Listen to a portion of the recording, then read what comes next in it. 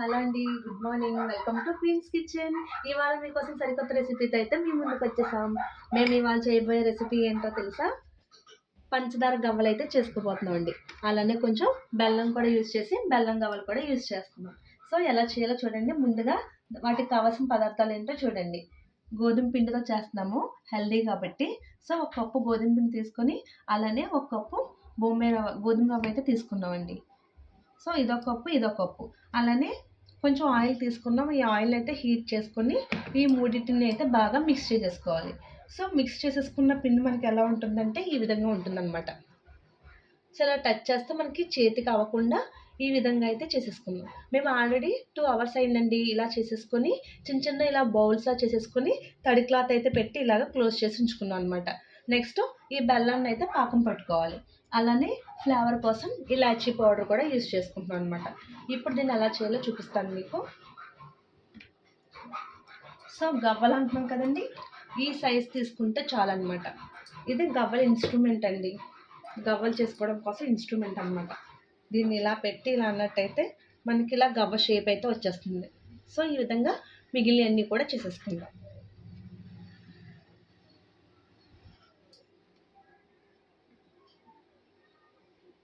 So ఈ విధంగా వచ్చేలాగా మొత్తం గవ్వలన్నిటిని కూడా చేసేసుకుంటే, అలానే నెక్స్ట్ మనం ఇవి చేసుకునే లోపు స్టవ్ వెలిగించుకొని ప్యాన్ పెట్టుకొని డీప్ ఫ్రై సరిపడా ఆయిల్ని కూడా వేసేసుకోవాలి. సరే, సో ఈ విధంగా గవ్వలన్నీ చేసేసుకోవాలి. సో ముందుగా మనం గవ్వలు ఫ్రై చేసుకోవడం కోసం ప్యాన్ పెట్టుకొని డీప్ ఫ్రైకి సరిపడా ఆయిల్ని అయితే వేసుకున్నామండి. అలానే పక్కన ఇంకొక ప్యాన్ పెట్టుకొని ఇందులో ఏదైతే మనం బెల్లం తీసుకున్నామో దాన్ని కరిగించుకోవాలండి ఈ విధంగా. సో బెల్లం పాకం వచ్చేలాగా కరిగించుకొని ఇది బాగా కరిగిపోయిన తర్వాత దీన్ని అయితే వడపోసేసుకొని మళ్ళీ స్టవ్ మీద పెట్టుకోవాలి.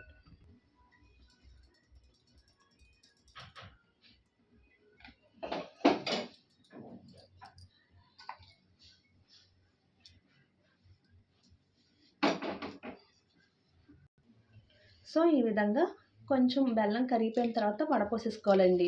ఎందుకంటే బెల్లంలో మనకు కనపడని చాలా డస్ట్ పార్టికల్స్ ఉంటాయన్నమాట. సో ఈ విధంగా వడపోసేసుకొని మళ్ళీ మనకి ఎంత కన్సిస్టెన్సీలో కావాలో పాకం, తీగపాకం వచ్చేదాకా మళ్ళీ పొయ్యి మీద అయితే పెట్టేసుకోవచ్చు. మ్యాక్సిమం ఏమి ఉండవు అనుకోండి, కానీ మన డౌట్ క్లారిటీ కోసం మనం ఈ విధంగా అయితే వడపోసేసుకోవాలన్నమాట. సో నీట్గానే ఉంది. ఇప్పుడు దీన్ని మళ్ళీ పొయ్యి మీద పెట్టుకొని మనకు తీగపాకం వచ్చేలాగా అయితే పెట్టేసుకుందాం.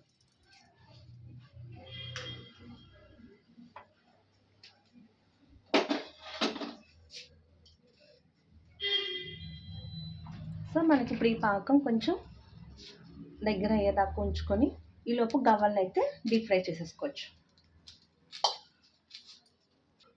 సో చూడండి, మనం మిగిలిన గవ్వలన్నీ కూడా షేప్ ఇలా వచ్చేలా చేసేసుకున్నాం అనమాట. ఇప్పుడు వీటిని డీప్ ఫ్రై చేసుకుందాం. సో ఫ్లేమ్ అయితే లో ఫ్లేమ్లోనే పెట్టుకోవాలండి. ఎందుకంటే మనకు ఒకసారి కలర్ వచ్చేస్తాయి కానీ సరిగ్గా యాగవు అనమాట, మళ్ళీ మెత్తబడిపోతాయి. అందుకని లో ఫ్లేమ్లో పెట్టుకొని ఫ్రై చేసుకుంటే అయితే మనకి కరకరలాడే గవ్వలు అయితే రెడీ అయిపోతాయి. సో గలగలాడే గవ్వలు అన్నమాట. చూడండి, వేసిన తర్వాత ఇలా గలగలాడుతాయి. సో మన గంతులేసే గవ్వలు అయితే రెడీ అయిపోయినాయండి. చూసారా ఎలా గంతులు వేసేస్తున్నాయో. ఇప్పుడు మన పాకం కూడా రెడీ అయిపోయింది అనమాట. సో మనం పాకం ఎలా పెట్టుకోవాలంటే ఇలా పొడగల్లాగా వచ్చేస్తుంది కదా, ఇలా వచ్చిన పాకాన్ని ఇలా టచ్ చేస్తే చూడండి మనకి ఇలా తీగ పాకం రావాలన్నమాట. సో ఇలా వచ్చిన పాకం అయితే మనకు రెడీ అయిపోయింది. ఇప్పుడు ఇందులో ఈ గంతులేసే గవ్వలను అయితే ఈ పాకంలో వేసేసుకొని బాగా మిక్స్ చేస్తూనే ఉండాలండి.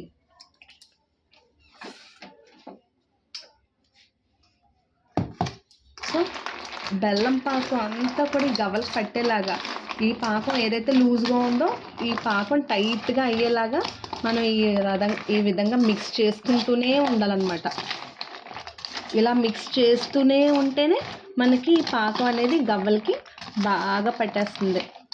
సో ఇన్సైడ్ అంటే లోపలికి కూడా వెళ్ళి ఈ పాకం అంతా గవ్వలకు పట్టి మనకి గవ్వ అనేది బెల్లం గవ్వలా చాలా టేస్టీగా అయితే ఉంటుంది. వావ్, నాకు స్మెల్ అయితే భలే వస్తుందండి. ఈ బెల్లంలో ఇలాచీ పౌడర్ వేసాం కదా, ఆ ఇలాచీ పౌడరు ఈ గవ్వకైతే మంచి ఫ్లేవర్ని ఇస్తుంది అనమాట. స్మెల్ కూడా భలే వస్తుంది అయితే కానీ. సో చూడండి, ఇందాక ఉన్న పాకం అంతా కూడా చిక్కగా డార్క్గా అయిపోయింది మనకి. సో చూడండి, ఎమ్మిగా ఉన్నాయి గవ్వలు అయితే. వావ్, చూస్తుంటే చాలా బాగున్నాయి అన్నమాట, షైనీగా తినాలనిపించేస్తుంది. సో స్మెల్ కూడా బాగుందండి. ఇప్పుడు సో గలగలలాడే గవ్వలు అయితే రెడీ అయిపోయినాయండి. చూసారు ఎలా గలగలలాడుతున్నాయో. పాకంలో వేసి తీసేసాను అనమాట, బెల్లం పాకంలో వేసి. ఇప్పుడు దీన్ని మీకు ఇరిపి చూపిస్తాను చూడండి, ఎంత బాగా వచ్చాయో. గుల్లగా వచ్చాయి, చాలా సాఫ్ట్గా. ఇరుపుతుంటే కూడా చూసారు ఎక్కడ మెత్తగా లేదు.